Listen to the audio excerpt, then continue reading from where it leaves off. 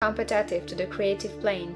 You can scan your business transactions very strictly, and if you are selling any man anything which does not add more to his life than the thing he gives you in exchange, you can afford to stop it. You do not have to beat anybody in business, and if you are in a business which does beat people, get out of it at once. Give every man more in use value than you take from him in cash value. Then you are adding to the life of the world by every business transaction. If you have people working for you, you must take from them more cash value than you pay them in wages.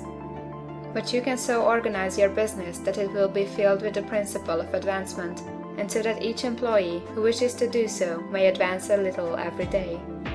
You can make your business do for your employees what this book is doing for you. You can so conduct your business that it will be a sort of ladder, by which every employee who will take the trouble may climb to riches himself, and given the opportunity, if he will not do so, it is not your fault. And finally, because you are to cause the creation of your riches from formless substance which permeates all your environment, it does not follow that they are to take shape from the atmosphere and come into being before your eyes. If you want a sewing machine, for instance, I do not mean to tell you that you are to impress the thought of a sewing machine on thinking substance until the machine is formed without hands in the room where you sit or elsewhere. But if you want a sewing machine, hold the mental image of it with the most positive certainty that it is being made, or is on its way to you. After once forming the thought, have the most absolute and unquestioning faith that a sewing machine is coming. Never think of it or speak of it in any other way than as being sure to arrive. Claim it as already yours.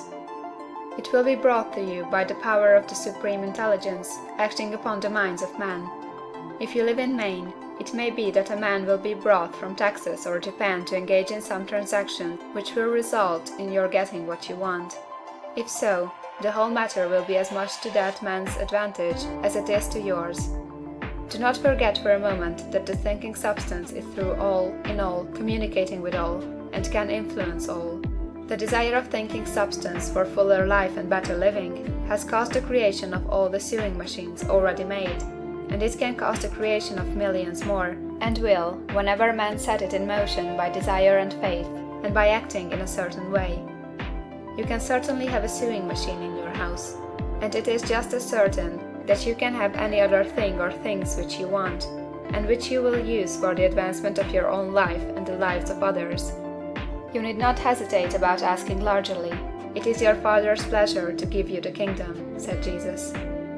Original substance wants to live all that is possible in you, and wants you to have all that you can or will use for the living of the most abundant life.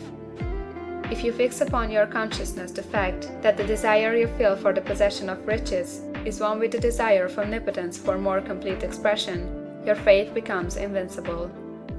Once I saw a little boy sitting at a piano and vainly trying to bring harmony out of the keys, and I saw that he was grieved and provoked by his inability to play real music.